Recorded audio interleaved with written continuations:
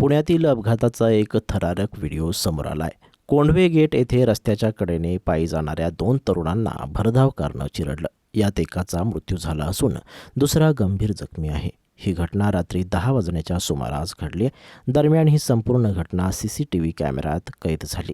मनीष नवनाथ तावरे वय वर्ष 17 आणि अजिंक्य केदार पाटील वय वर्ष 17 दोघेही कोंढवे येथील राहणारे आहेत। हे दोघे काल रात्री 10 वाजण्याच्या सुमारास कोंढवा गेट येथून रस्त्याच्या कडेने पायी जात होते। त्यावेळी अजिंक्य अरुण आघाडे वय वर्ष 36 या कार चालकाने भरधाव वेगाने कारने या दोघांना उडवले। ही धडक इतकी वेगवान होती की दोघेही काही वेळात हवेत उडून लांबवर फेकले गेले।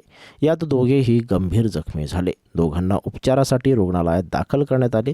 त्यातील अजिंक्य पाटील यांचा उपचारादरम्यान मृत्यू झाला। पोलिसांनी घटनेचा पंचनामा करत गुन्हा दाखल करत कारचा शोध सुरू केला। CCTV फुटेजच्या मदतीने मारुती ब्रिझा कार MH12VV 4163 शिवणे येथील स्नेहा विहार सोसायटीमधून ताब्यात ही कार घेण्यात आली। आरोपी अजिंक्य पार्सल आणण्यासाठी हॉटेल अंजनी येथे गेला असता वाहन वेगाने चालवल्यामुळे हा अपघात झाल्याची माहिती पोलिसांनी सांगितली। अपघातानंतर 24 तासांच्या आत आरोपीला ताब्यात घेण्यात पोलिसांना यश आलं आहे। देशात दिवसेंदिवस अपघाताचं सत्र सुरूच आहे। कोणताही अपघात होण्यामागे अनेक कारणे आहेत। हे अपघात रोखण्यासाठी शासनाकडून अनेक उपाययोजना केल्या जातात।